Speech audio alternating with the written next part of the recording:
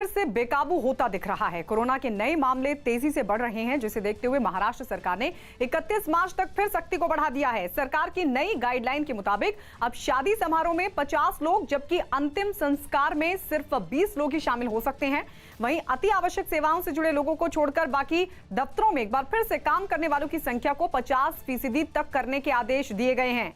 महाराष्ट्र में लगातार तीसरे दिन पिछले 24 घंटे में 15,000 से ज्यादा कोरोना मरीज मिले हैं, जबकि 48 लोगों की मौत हुई है। तो वहीं अकेले मुंबई में ही 24 घंटे में 1700 से ज्यादा मरीज सामने आ चुके हैं। महाराष्ट्र सरकार ने सभी सांस्कृतिक और राजनीतिक कार्यक्रम पर एक बार फिर बैन लगा दिया है। मुंबई में कोरोना के दोबारा बढ़ते खतरे के बीच लोगों की लापरवाही को देखते हुए वहां के नगर निगम बीएमसी को फिर लॉकडाउन लगाने तक की चेतावनी देनी पड़ी। महाराष्ट्र के कई शहरों के अलावा मुंबई में भी कोरोना मरीजों की संख्या में लगातार इजाफा हो रहा, लेकिन इसके बाद भी वहां के लोग सुधरने का नाम नहीं ले रहे। दादर सब्जी मंडी से जो तस्वीरें सामने आई, उन्होंने तो हैरान कर दिया। मंडी में लोगों की खचाखच भीड़ दिखी। आलम यह था कि वहां पैर रखने तक की जगह नहीं थी। इसके बाद भी वहां मौजूद लोग इतने लापरवाह दिखे कि उन्होंने कोरोना के दोबारा बढ़ते खतरे पर सावधानी बरतना तक जरूरी नहीं समझा। सब्जी मंडी में सोशल डिस्टेंसिंग की तो जमकर धज्जियां उड़ाई ही गई। किसी ने मास्क पहनने तक की जहमत नहीं उठाई। दादर की सब्जी मंडी में कोरोना नियमों की धज्जियां उड़ाने का सिलसिला भी जारी है। भीड़ के चलते सोशल डिस्टेंसिंग के नियमों का पालन तो बिल्कुल नहीं होता। लोगों की बढ़ती लापरवाही को देखते हुए बीएमसी की मेयर ने मुंबई में दोबारा लॉकडाउन लगाने की चेतावनी दी। लोग नहीं समझते तो बंद होना चाहिए, क्योंकि इनके लापरवाही से दूसरे लोग बाधित हो रहे। मुंबई में फिर रोजाना कोरोना के 300 से भी ज्यादा नए मरीज सामने आ रहे हैं। यानी खतरा एक बार फिर बढ़ता जा रहा है। लिहाजा केंद्र सरकार भी सतर्क है। न्यूज 18 के विक्रांत यादव की रिपोर्ट है कि प्रधानमंत्री नरेंद्र मोदी वीडियो कॉन्फ्रेंसिंग के जरिए मुख्यमंत्रियों के साथ 17 मार्च को दोपहर 12:30 बजे बैठक करेंगे, जिसमें कोरोना के बढ़ते खतरे और वैक्सीन के मुद्दे पर चर्चा होगी। पिछले कुछ दिनों में सबसे ज्यादा मरीज महाराष्ट्र, पंजाब, तमिलनाडु और मध्य प्रदेश से सामने आ रहे हैं। और जिन राज्यों में आंकड़े चिंता बढ़ा रहे हैं, उनकी लिस्ट में दिल्ली, गुजरात, कर्नाटक और हरियाणा भी शामिल है। संकट का अंदाजा इसी बात से लगाया जा सकता है कि पंजाब सरकार ने 10वीं और 12वीं बोर्ड की परीक्षाओं की तारीखें तक बदल दी। पंजाब में अब 10वीं और 12वीं की परीक्षाएं 9 अप्रैल के बजाय 4 मई से 24 मई तक होंगी, जबकि अहमदाबाद के कई इलाकों में रात 10 बजे के बाद होटल, रेस्टोरेंट, जिम, सैलून और कमर्शियल दफ्तर बंद रखने का आदेश नगर निगम ने जारी कर दिया। तो वहीं मेडिकल क्षेत्र में रिसर्च करने वाली संस्था आईसीएमआर ने तो यहां तक कह दिया कि अगर लोग लापरवाही बरतना नहीं छोड़ेंगे तो हालात और भी गंभीर हो सकते हैं। पालन नहीं करते हैं तो ये आंकड़ा फिर बढ़ता जाएगा। तो पहले चरण जो एपिडेमिक का था उधर उसी टाइम, वो ऐसे एक स्थिति फिर आने का चांस है, लेकिन हम उसको आने दें या अभी हम उसको रोक ले, ये हमारा हाथ में है। संक्रमित व्यक्ति तो है इंडिया में, और वो आजू बाजू इर्द गिर्द में आ जाते हैं तो संक्रमण फैलेगा जरूर। ये जंग अभी खत्म नहीं हुई। गुजरात में कोरोना के बढ़ते मामलों को देखते हुए भारत और इंग्लैंड के बीच अहमदाबाद में खेले जाने वाले अगले 3 T20 मुकाबले अब बिना दर्शकों के होंगे। 16 मार्च, 18 मार्च और 20 मार्च को भारत और इंग्लैंड के बीच होने वाले मुकाबलों के दौरान नरेंद्र मोदी स्टेडियम में दर्शक मौजूद नहीं होंगे। वहीं गुजरात क्रिकेट एसोसिएशन प्रबंधन ने मैच का टिकट ले चुके दर्शकों का पैसा वापस लौटाने का फैसला किया है। कोरोना की वर्तमान परिस्थिति को ध्यान में रखते हुए गुजरात क्रिकेट एसोसिएशन मैनेजमेंट ने एक बड़ा निर्णय लिया है और आगामी 16 तारीख को, 18 तारीख को और 20 तारीख को जो मैच खेले जाने रही है वो बिना प्रेक्षकों के ही खेले जाएगी। एक तरफ खतरा बढ़ता जा रहा है, लेकिन कोरोना की रोकथाम के लिए जारी किए गए राजस्थान सरकार के आदेश को जयपुर के सिंधी कैंप बस अड्डे पर पूरी तरह नजरअंदाज कर दिया। सरकार का आदेश है कि देश के जिन 6 राज्यों में कोरोना के मरीज फिर तेजी से बढ़े हैं, वहां से आने वाले लोगों को नेगेटिव कोरोना रिपोर्ट दिखाने के बाद ही राज्य में एंट्री दी जाएगी। इसके बावजूद शहर के इस बस अड्डे पर कोरोना रिपोर्ट की जांच के लिए कोई इंतजाम नहीं दिखा। चेक करने वाला नहीं है कोई भी कि कोरोना रिपोर्ट है या नहीं है 72 घंटे पहले की। हरियाणा के रेवाड़ी से जयपुर पहुंचे एक मुसाफिर ने भी बताया कि किसी ने उसकी कोरोना रिपोर्ट नहीं देखी। बीच में चेक कर रहा है कि उनके पास कोरोना रिपोर्ट है या नहीं है। नहीं, कोई नहीं चेक कर रहा। वहां जो लोग पहुंचे उनमें कुछ ने मास्क लगाने तक की जहमत नहीं उठाई। किसी ने मास्क पहनने के नाम पर सिर्फ खाना पूर्ति की, तो कुछ लोगों के पास इस पर बहाने तैयार मिले। तकलीफ होती है तो मुझे थोड़ा नीचे करना पड़ता है। फोन पे बात करते भाई साहब। बस अड्डे पर कई ऐसे बुजुर्ग भी मिले जिन्होंने कोरोना नियमों की अनदेखी की।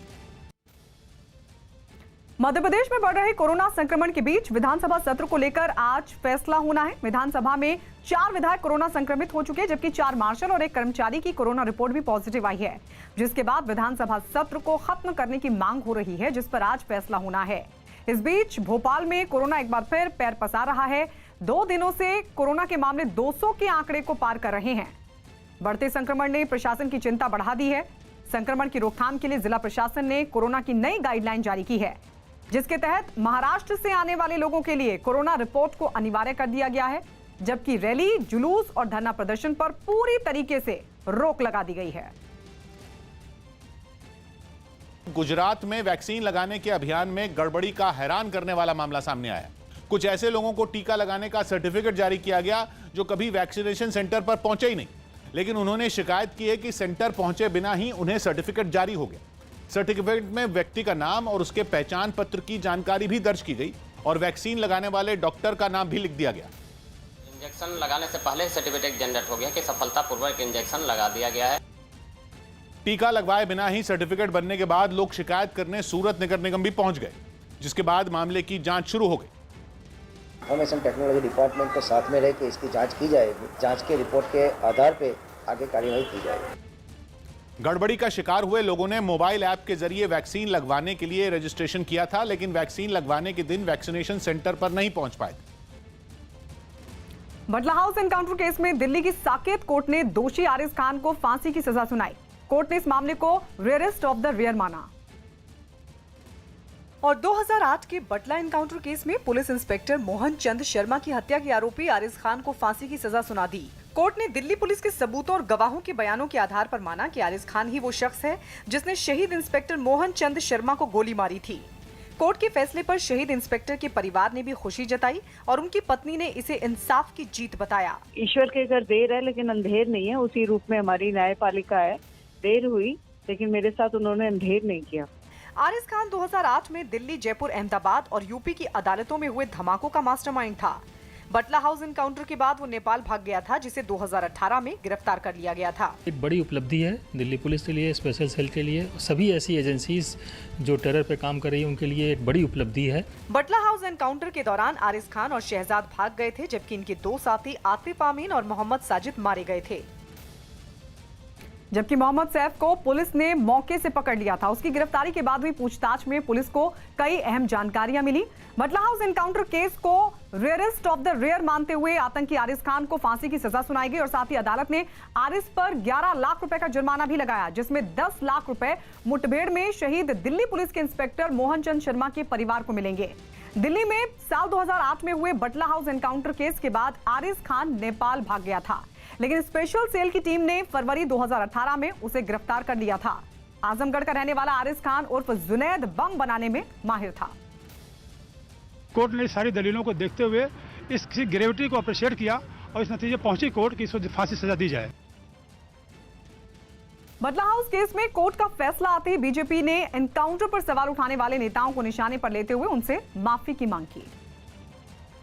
सोनिया जी, अरविंद केजरीवाल, ममता बनर्जी, दिग्विजय सिंह, सब लोगों ने पुलिस के कार्रवाई पर ही सवालिया निशान उठाए थे। मांग करते हैं कि उनको आज देश से माफी मांगनी चाहिए। उत्तर प्रदेश के मथुरा में बीजेपी विधायक करिंदा सिंह को कृषि सुधार कानूनों से नाराज किसानों के विरोध का सामना करना पड़ा। वो अपने विधानसभा क्षेत्र गोवर्धन में आयोजित एक चौपाल कार्यक्रम में लोगों की समस्याएं सुनने जा रहे थे, लेकिन कार्यक्रम में पहुंचने से पहले ही इलाके के कुछ किसानों ने उनका काफिला बीच रास्ते में ही रोक लिया और नारेबाजी करने लगे। कृषि सुधार कानूनों का विरोध कर रहे 2 किसान तो बीच सड़क पर लेट गए। उन्होंने विधायक करिंदा सिंह के काफिले को वहां से आगे नहीं बढ़ने दिया। किसी भी भाजपा कार्यकर्ता का, किसी भी भाजपा पदाधिकारी का, किसी भी भाजपा जनप्रतिनिधि का गांव में आना निषेध है। काफिले में शामिल पुलिस वालों ने प्रदर्शनकारियों को समझा बुझाकर रास्ता खाली करवाने की काफी कोशिश की, लेकिन सब बेअसर रहा। आखिरकार किसानों के विरोध को देखते हुए बीजेपी विधायक को वहां से लौटना पड़ा। पश्चिम बंगाल विधानसभा चुनाव प्रचार के लिए बीजेपी ने अपनी पूरी ताकत झोंक दी और इसी कड़ी में आज बीजेपी के कई बड़े नेता बंगाल के अलग इलाकों में चुनावी रैली को संबोधित करेंगे। बीजेपी के राष्ट्रीय अध्यक्ष जेपी नड्डा आज बांकुड़ा के विष्णुपुर में सुबह करीब 11:30 बजे रोड शो करेंगे। रोड शो के बाद वो एक बैठक में शामिल होंगे। इसके बाद जेपी नड्डा कोतुलपुर में दोपहर 3 बजे एक रैली को संबोधित करेंगे। इसी तरह यूपी के मुख्यमंत्री योगी आदित्यनाथ आज बंगाल में 3 रैलियों को संबोधित करेंगे। उनकी पहली रैली सुबह 11 बजे पुरुलिया के बलरामपुर में होगी।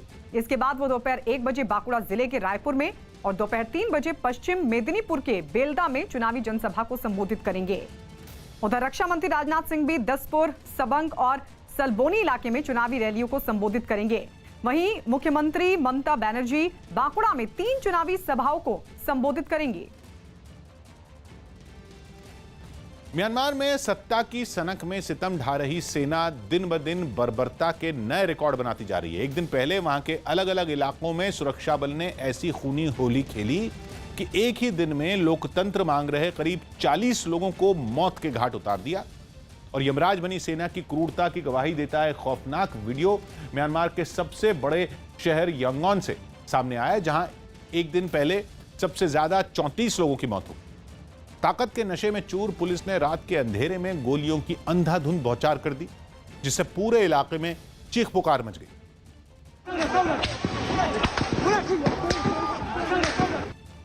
नारों की जगह गोलियों की गूंजने लगी और जान बचाने के लिए प्रदर्शनकारी दौड़ पड़े।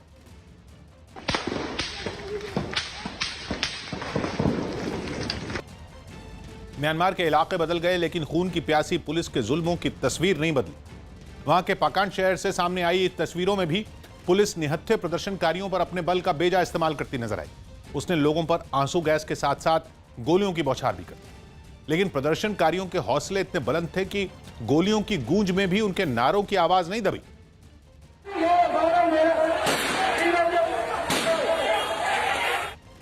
म्यांमार में सेना अपने शासन का रास्ता साफ करने के लिए अब तक 100 से ज्यादा लोगों की जान ले चुकी है। पश्चिम बंगाल विधानसभा चुनाव की तैयारियों को लेकर कोलकाता के एक होटल में देर रात केंद्रीय गृह मंत्री अमित शाह ने एक बैठक की। इस बैठक में बीजेपी अध्यक्ष जेपी नड्डा और बंगाल में पार्टी के प्रभारी कैलाश विजयवर्गीय समेत कई बड़े नेता शामिल हुए। बताया गया कि अमित शाह असम में चुनावी जनसभा को संबोधित करने के बाद दिल्ली लौटने वाले थे, लेकिन अचानक वो बंगाल चले गए। इसके बाद कोलकाता में आनन फानन में बीजेपी नेताओं की आपात बैठक बुलाई गई।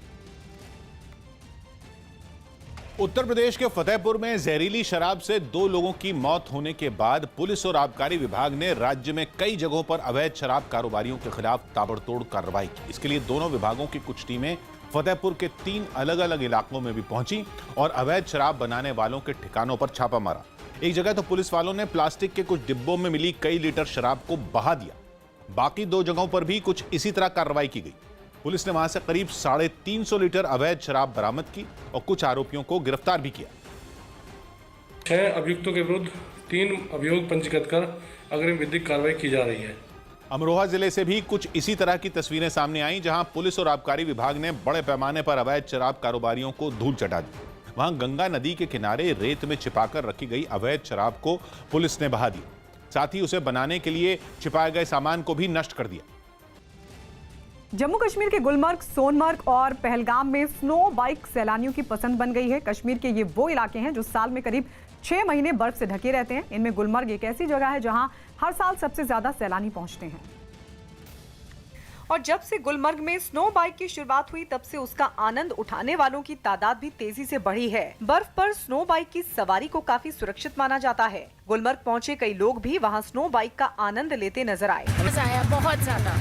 सोचा नहीं था कि इतना मजा आएगा। खास बात यह है कि स्नो बाइक केवल लोगों को बर्फ पर सैर करवाने के ही काम नहीं आती, बल्कि हादसे वाली उन जगहों पर भी तुरंत पहुंच सकती है जहां बर्फबारी की वजह से राहत और बचाव दल के लिए पहुंचना मुश्किल होता है। गुलमर्ग में कोई भी कैजुअलिटी, कोई भी रेस्क्यू हम विदिन नो टाइम में पहुंच जाते हैं। घाटी के कई लोग इस कारोबार से जुड़ चुके हैं और गुलमर्ग जैसी जगहों पर स्नो बाइक बहुत तेजी से लोगों की पसंद बन चुकी है। टूरिज्म यहाँ पे बहुत बढ़ चुका है तब से, तो ये टूरिस्ट अट्रैक्टेड जो ये बाइक है। घाटी में स्नो बाइक का चलन 2012 में शुरू हुआ था। तब से ये सैलानियों को बर्फीले मैदान की सवारी भी करवा रही है और मुश्किल हालात से निपटने में भी मददगार साबित हुई है। अमेरिका में कहर ढा रहे बर्फीले तूफान की वजह से कई हाईवे बंद कर दिए गए और 2000 से ज्यादा उड़ानें रद्द कर दी गई। मौसम के बिगड़े मिजाज का असर अमेरिका के कई इलाकों में देखने को मिला, जिसकी वजह से वहां पिछले एक हफ्ते से भारी बर्फबारी हो रही है। सबसे बुरा हाल कोलोराडो राज्य का रहा, जहां बर्फीले तूफान के बाद शहर के शहर बर्फ से पट गए। वहां के डेनवर शहर से सामने आई तस्वीरों को देखकर तो ऐसा लगा जैसे उसने बर्फ की चादर ओढ़ ली। मकान, सड़कें, गाड़ियां, हर एक चीज पर बर्फ जम गई। कई लोग गाड़ियों पर जमी बर्फ को साफ करते नजर आए, जबकि एक तस्वीर में एक गाड़ी की छत पर इतनी बर्फ इकट्ठी दिखी जिसे देखकर ऐसा लगा जैसे कि वो उस बर्फ के ढेर को ढोकर कहीं ले जा रही हो। बर्फीले तूफान की वजह से वहां के कई इलाकों में पहाड़ खिसकने की घटनाएं भी हुई, जिनकी वजह से लोगों को अलर्ट रहने की हिदायत दी गई। दिल्ली में बदमाशों ने पार्क घूमने आए एक आदमी की गोली मारकर हत्या कर दी। दिल्ली के आजादपुर में कुछ बदमाशों ने पार्क में घूमने आए एक आदमी को गोलियों से भून दिया। घायल हालात में उसे अस्पताल ले जाया गया, जहां उसकी मौत हो गई। पुलिस केस की जांच कर रही है, लेकिन अभी तक हत्या की वजह साफ नहीं हो सकी है। पश्चिम बंगाल के विष्णुपुर में बीजेपी के राष्ट्रीय अध्यक्ष जेपी नड्डा सुबह करीब 11:30 बजे रोड शो करेंगे। रोड शो के बाद वो एक बैठक में शामिल होंगे, जिसमें चुनाव की तैयारियों पर चर्चा होगी। इसके बाद जेपी नड्डा कोतुलपुर में दोपहर 3 बजे एक रैली को संबोधित करेंगे।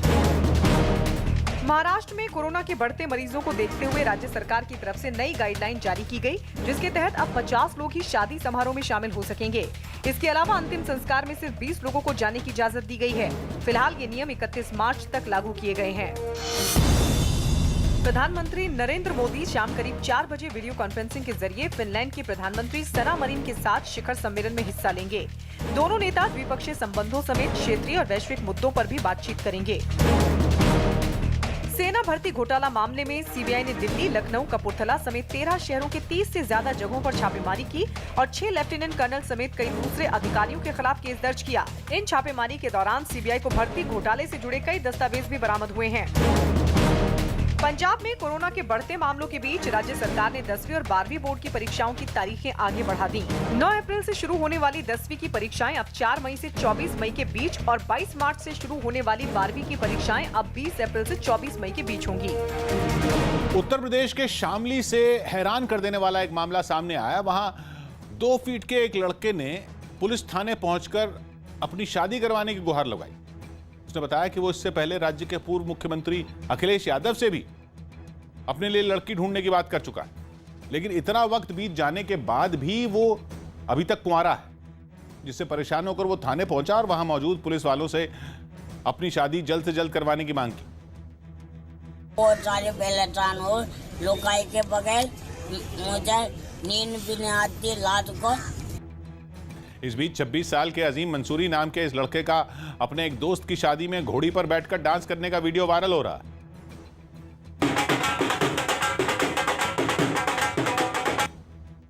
थाने पहुंचे 2 फीट के इस लड़के ने पुलिस वालों को यह भी साफ किया कि उसे पत्नी कैसी चाहिए।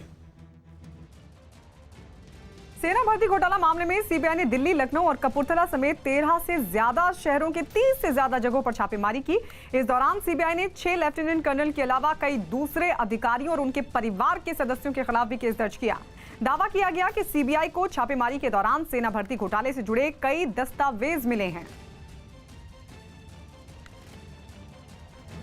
दिल्ली की केजरीवाल सरकार और केंद्र सरकार फिर आमने सामने है। आम आदमी पार्टी ने आरोप लगाया कि लोकसभा में एनसीटी एक्ट को दिल्ली सरकार के अधिकार कम करने के मकसद से पेश किया गया। न्यूज 18 के विक्रांत यादव की रिपोर्ट है कि आम आदमी पार्टी ने इस बिल का मकसद दिल्ली के उपराज्यपाल की शक्तियां बढ़ाना बताया है, जिससे दिल्ली सरकार कोई भी फैसला खुद न ले पाए और हर फाइल एलजी के पास भेजनी पड़े। मुख्यमंत्री अरविंद केजरीवाल ने इस बिल को सुप्रीम कोर्ट की संविधान पीठ के फैसले के खिलाफ बताया, जबकि बीजेपी ने दिल्ली सरकार के आरोपों को पूरी तरह खारिज कर दिया और इस बिल को केवल अधिकारों से जुड़े विवाद खत्म करने की कोशिश बताया। चुनी हुई सरकार का कोई मतलब नहीं रह गया, चुनाव कराने का कोई मतलब नहीं रह गया, मुख्यमंत्री मंत्री का कोई मतलब नहीं रह गया, सरकार केवल एलजी साहब होंगे। तो ये एक बहुत ही तानाशाही भरा अमेंडमेंट है। लेकिन बीजेपी को आम आदमी पार्टी के सारे आरोप बेबुनियाद लग रहे हैं। बीजेपी का दावा है कि नए कानून में विरोध करने लायक कुछ भी नहीं। केजरीवाल साहब तो केजरीवाल साहब है, कुछ भी दिल्ली के हित में भी कुछ होगा उसके लिए भी इनको हल्ला करना ही करना है। वो हल्ला किए बिना रह नहीं सकते। झारखंड के कोडरमा में एक खनन कंपनी में हथियारों से लैस 2 दर्जन से ज्यादा बदमाशों ने धावा बोल दिया। दहशत फैलाने के लिए बदमाशों ने वहां जमकर फायरिंग और बमबाजी की। इतना ही नहीं, खनन में इस्तेमाल की जाने वाली कुछ गाड़ियों को भी आग के हवाले कर दिया। कई गाड़ियों के शीशे तोड़ दिए गए। विरोध करने पर बदमाशों ने वहां काम करने वाले कुछ मजदूरों के साथ भी मारपीट की। खनन कंपनी के दफ्तर में काफी देर तक तोड़फोड़ करने के बाद सारे आरोपी फरार हो गए। बाद में पुलिस ने इस मामले में केस दर्ज कर आरोपियों की तलाश शुरू कर दी, लेकिन अभी तक एक भी बदमाश की गिरफ्तारी नहीं हो सकी है। वहीं इस घटना के बाद से कंपनी में काम करने वाले कर्मचारियों और मजदूरों में दहशत है। केरल में चुनाव से पहले कांग्रेस को एक बड़ा झटका लगा जब केरल में महिला कांग्रेस की प्रदेश अध्यक्ष लतिका सुभाष ने अपनी ही पार्टी पर महिलाओं की अनदेखी का आरोप लगाते हुए पद से इस्तीफा दे दिया और सांकेतिक विरोध करने के लिए अपने बाल कटवा दिए। अपने समर्थकों के साथ वो केरल में कांग्रेस मुख्यालय के सामने ही बैठ गई। कुर्सी पर बैठी लतिका के बाल एक शख्स ट्रिमर के जरिए काटता रहा, लेकिन लतिका अपने समर्थकों से सोनिया गांधी और कांग्रेस पार्टी के समर्थन में नारे लगवाती रहीं।